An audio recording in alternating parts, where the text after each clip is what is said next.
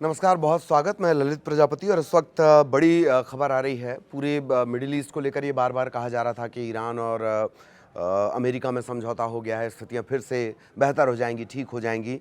लेकिन बार-बार जब हमने ज़िक्र किया तब हमने ज़िक्र किया कि ईरान जिस बात पर अड़ा हुआ है, जिस पॉइंट पर अड़ा हुआ है, उनमें से एक सबसे इम्पॉर्टेंट है लेबनान। ब्रेकिंग न्यूज़ वहीं से आ रही है। एक तरफ G7 में सबसे ज़्यादा इस मुद्दे पर चर्चा हो रही है। सारे जो मुल्क वहाँ पर शामिल हैं वो ये बातें कर रहे हैं कि युद्ध विराम हो गया है और अब स्थितियाँ सुधर जाएंगी। दूसरी तरफ इजराइल, बड़ी खबर ये आ रही है लेबनान मीडिया के मुताबिक बुधवार सुबह दक्षिणी लेबनान में कई ड्रोन हमले हुए हैं, कई लोग इसमें घायल हुए हैं। IDF की तरफ से यानी इजराइल डिफेंस फोर्स की तरफ से इन हमलों की पुष्टि भी नहीं की गई है, लेकिन कोई रिएक्शन भी नहीं दिया गया है। जो वहाँ की राष्ट्रीय न्यूज़ एजेंसी है NNA, उसके मुताबिक मंसूरी और अज्जिये कस्बों में 3 ड्रोन हमले किए गए, कई लोग घायल हुए हैं। एक रिपोर्ट के मुताबिक एक अन्य हमला बाराशत इलाके में भी किया गया है। खबर ये भी है कि जो इंजर्ड हैं वो हताहत भी हो सकते हैं, मतलब उनकी जान भी जा सकती है। सरकारी मीडिया रिपोर्ट कह रही है दक्षिणी लेबनान पर जो हमला हुआ है, नए इजरायली हमलों में कुछ लोग घायल भी हुए हैं। इजराइल ने ड्रोन हमले किए थे। लेबनान के टायर इलाके में 3 हमले किए गए हैं, कई लोग घायल हुए हैं। इसके अलावा ड्रोन हमला 3 जगहों पर और भी बताया जा रहा है। इसमें नबातिये है, बिंत जबील ज़िला, बिंत जबील नबालिह का जो नबातिये का बिंत जबील इलाका, वहाँ पर भी हमला किया गया है। ईरान इसे लेकर बहुत ज़्यादा नाराज़ है। ईरान ने पहले ये कह दिया था, ईरान ने क्या चेतावनी दी कि वो जवाबी कार्रवाई करेगा इस धमकी के बावजूद अगर यदि हमले जारी रहे।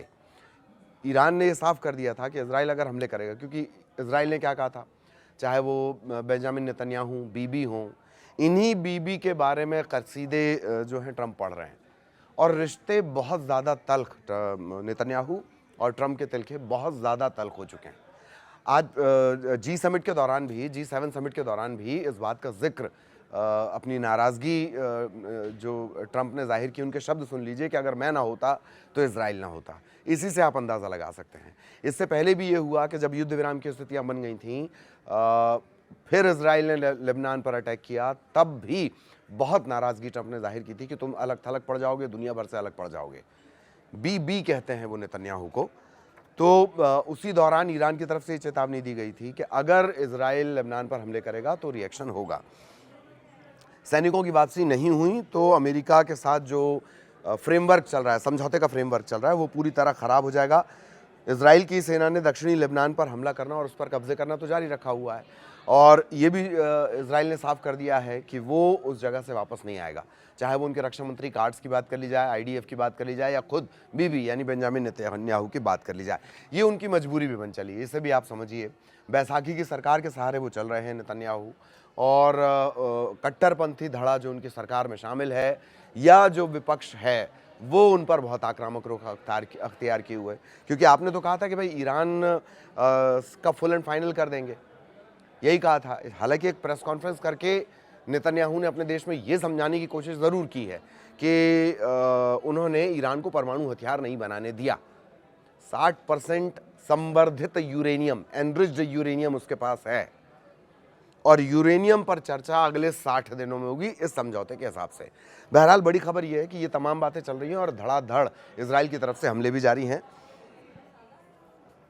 एक और महत्वपूर्ण बात कि इजरायली प्रधानमंत्री बेंजामिन नेतन्याहू की आलोचना ट्रंप ने तब भी की थी और ये कहा था कि लेबनान में उन्हें और अधिक जिम्मेदार होना होगा। G7 समिट में जब उनसे पत्रकारों ने चर्चा की तब भी बड़ी महत्वपूर्ण बातें उन्होंने कही हैं, तीखी आलोचना की। इजराइल में लेबनान के किए गए हमले गैर ज़रूरी डोनाल्ड ट्रंप ने बताए हैं। उन्होंने ये भी कहा कि कोई ख़ास सकारात्मक रवैया इजराइल की तरफ से नहीं दिखाया गया। ये भी संकेत दिए थे, इजराइल की तरफ से संकेत दिए गए, वहाँ के मंत्री, चाहे वो बेन हों चाहे इजराइल काट्स हों, ये वहाँ के रक्षा मंत्री, इजराइल देश का भी नाम है और उनके रक्षा मंत्री का भी नाम है इजराइल काट्स। नेतन्याहू ने किस तरह का रिएक्शन दिया था, नकारात्मक, और ईरान के साथ उन्होंने कहा था कि हम इस डील से बाध्य नहीं है, हम इस डील से बंधे हुए नहीं हैं। इसका मतलब ये है कि अगर हम हमले करेंगे तो उसका कोई फ़र्क उनको नहीं पड़ेगा इस डील से। ट्रंप ने इजराइल के बारे में कहा, इजराइल हिजबुल्लाह से कुछ ज़्यादा ही लंबे समय से लड़ रहे हैं, जिसकी वजह से बहुत सारे लोग मारे जा रहे हैं। जब आप किसी की खोज में रहते हैं तो पूरे इलाके को तबाह करना बिल्कुल समझदारी नहीं, क्योंकि वहाँ आम लोग भी रहते हैं। सब लोग हिजबुल्लाह के नहीं हैं। हिजबुल्लाह की आड़ लेकर ही लेबनान पर चूंकि हमले किए जा रहे हैं इजराइल की तरफ से। ये बात ट्रंप ने कही है पत्रकारों से बातचीत करते हुए G7 समिट के दौरान। एक बात और उन्होंने कही, मैं इजराइल को सलाह देता हूं कि सीरिया को हिजबुल्लाह से निपटने दे। मुझे लगता है ये काम वो इजराइल से बेहतर कर सकते हैं।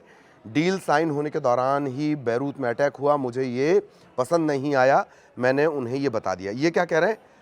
ये ट्रंप समिट के दौरान कह रहे हैं। और जब इस समिट की चर्चाएं चल रही होंगी, कमोबेश वही वक्त रहा होगा कि इजराइल ने फिर से लेबनान पर हमला कर दिया। जो वहाँ की एजेंसी है NNA, उसके मुताबिक कहाँ कहाँ हमला किया गया है?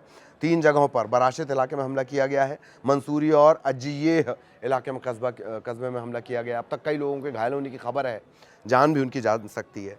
और इधर अभी भी जो G समिट है वहाँ पर ये चर्चाएँ चल रही हैं।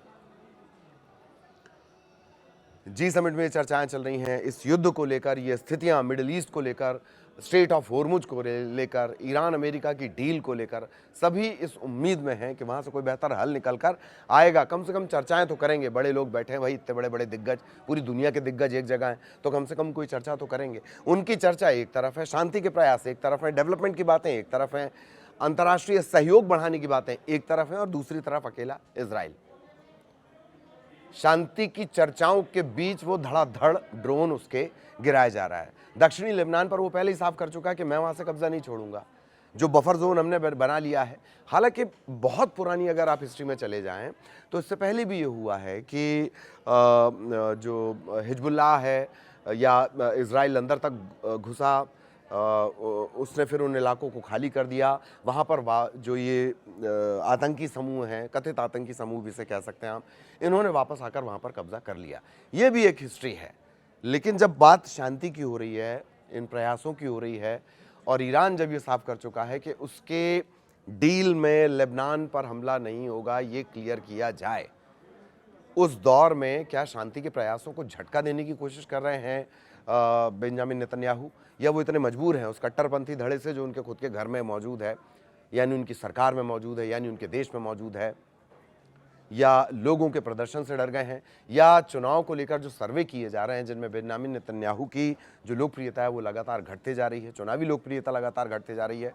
क्या उन सर्वे ने उन्हें परेशान कर दिया और वो अब इन शांति प्रयासों को तोड़ने की पूरी तरह फिराक में है? यही सबसे बड़े सवाल हैं। आगे भी तमाम जो मिडिल ईस्ट के समीकरण हैं उन्हें डिकोड करने की कोशिश करेंगे, लेकिन इस वक्त हम बड़ी खबर बताने के लिए आपको आए हैं कि शांति के प्रयासों के बीच इजराइल लगातार लेबनान पर हमला कर रहा है।